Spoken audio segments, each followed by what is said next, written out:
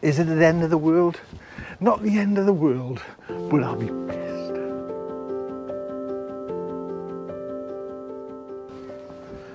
I don't know if I picked the right day or not. Bloody cold. Today's the day where sometimes you've got to, your plants have got to stand on their own 2 feet and move on. You've got to get them out the house, if you know what I mean. We know what's going on with kids. Come on, you're old enough now. I'm going to take up to the polytunnel some tomatoes and chilies, my first batch. I'm going to, hopefully at the end of this video, I'm going to pot up as well some of the chilies into these pots and just work out where they're going to go, because these pots, I know this sounds a bit weird, but these pots have got bottoms on, and all my pots that I've normally used haven't got bottoms on, and I sink them in the soil. So this gives us the advantage of using the benches and the floor, the concrete floor, you know, where the paving slabs are, which is more room for the tomatoes. That's the plan. Right, let's get these plants out then. Oh, come on. This is a Crimson Crush, which will be, these ones will be going outside anyways, right? Yes, so as well, I'm taking up the Crimson Crush. These are the ones, sorry, Crimson Crush, the Shirley. Remember Steve put a shortage on the Shirleys. I'm taking them up as well. Now, is this the end of the world if I lose them? Because I haven't, let me just show you. All the kind of the heirloom ones are still, some there, some there, some there, some at the back. You know, the Atomic Fusion's just a little dirty one. But I have had the heating off in here for a while, you know, so there's me Brads, which I'll be kind of repotting very soon. They're just spare ones, really looking all right. Looking better than me potted ones. I'll be taking these chilies up as well. Right, I need a basket. So, is it the end of the world? Not the end of the world, but I'll be pissed. I must admit, because, like you see, they've been in such a lovely closeted condition where it was ideal growing conditions, but I've got to move on. Got to kick your kids out of your house. Right, so these are, it would be the end of the world if these went. Actually, I've still got other little ones, but saying that, mind you, these are the mild ones, the Kashmiri, so no heat with them.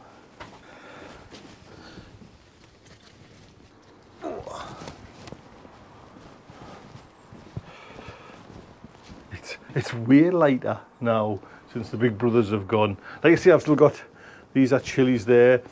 It's not the end of the world, but it would be a humiliating defeat. I see like a black straw.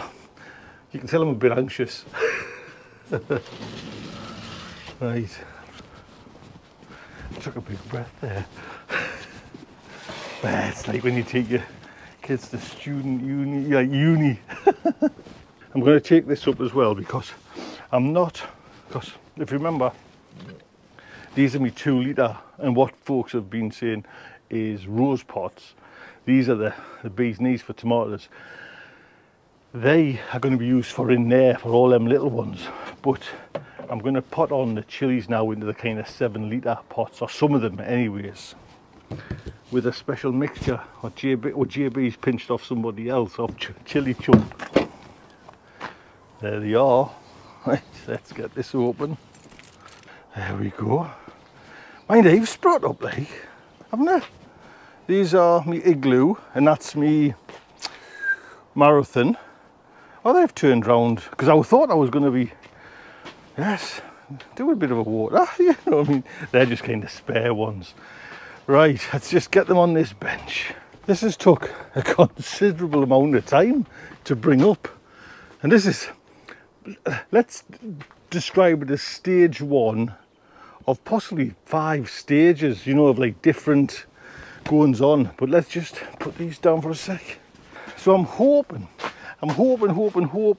that the Crimson Crush, which are going to go out, will start fruiting goddamn soon. Do you know what I mean? So they're going to go along that wall there. The Shirleys are staying in here. Obviously the Chillies are staying in here. I have been picking off the little flowers on these ones, and like I say, these are, I'm going to repot some there now, hopefully. These are the stripy, oh, there's a few, Buona Mulata, stripy rush stripy, sugar rush stripy, and the Kashmiri, and a couple of them are just mild. So yeah, I'll be gutted, you know what I mean, but if I lose them, but because I don't want to lose them, and I've lost them in the past. Anyway, the compost mix, let's get it sorted. I'm going to plant some of the chilies in there, but some of them I'm putting in, they'll probably do just as good in their final resting place. So these are my vermiculite and perlite, which I think JB kindly sent links to. So I got like the big, huge bags of them. So it's basically, I think JB says, like 10 parts compost to 1 part each of the perlite. Bit of this, bit of that for me, you know what I mean? But we'll get it done. So in an ideal chilli world, you want good drainage and good water retention.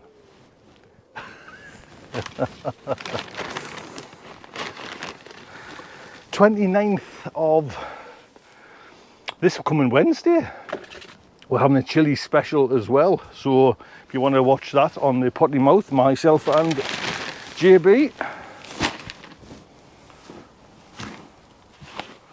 So these two, which are the Sugar Rush, I'm just going to transplant into that size.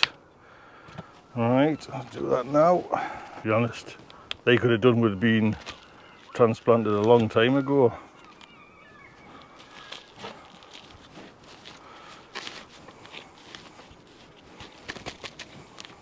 I've also got, I forgot to mention, I didn't realise, the spaghetti ones, which again I think are a mildish one, but I'm going to put them and the other ones in their kind of final resting holes. Now remember, and it's doing the same thing as well, remember these pots that I found that someone dumped? They're not that nice to get out. I've just getting them ones out, the round ones, fine. That'd come out, I suppose. I might be just talking a bit rubbish, but that's a lovely one to pot on there.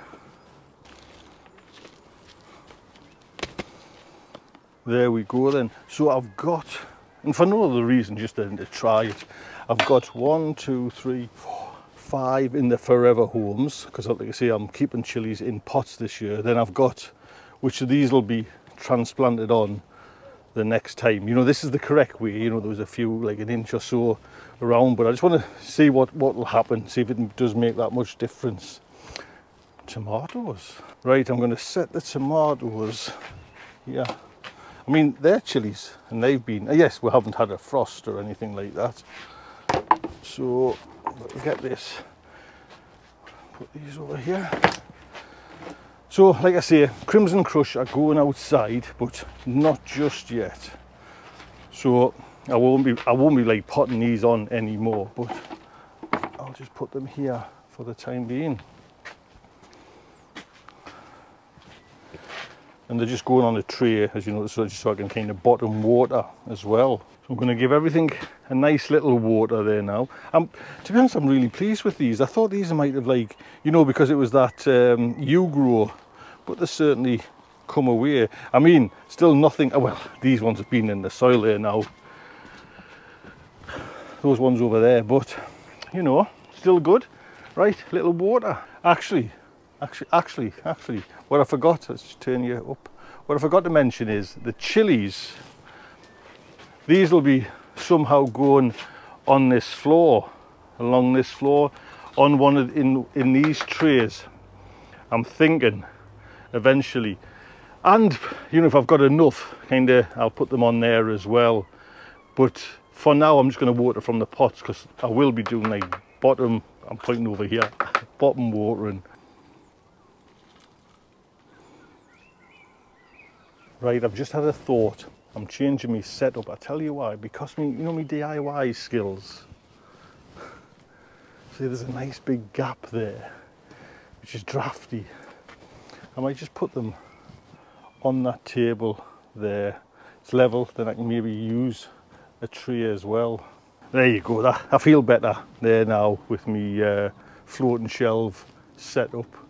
I thought they were freeing there, just the heat stuff. Right, that's it.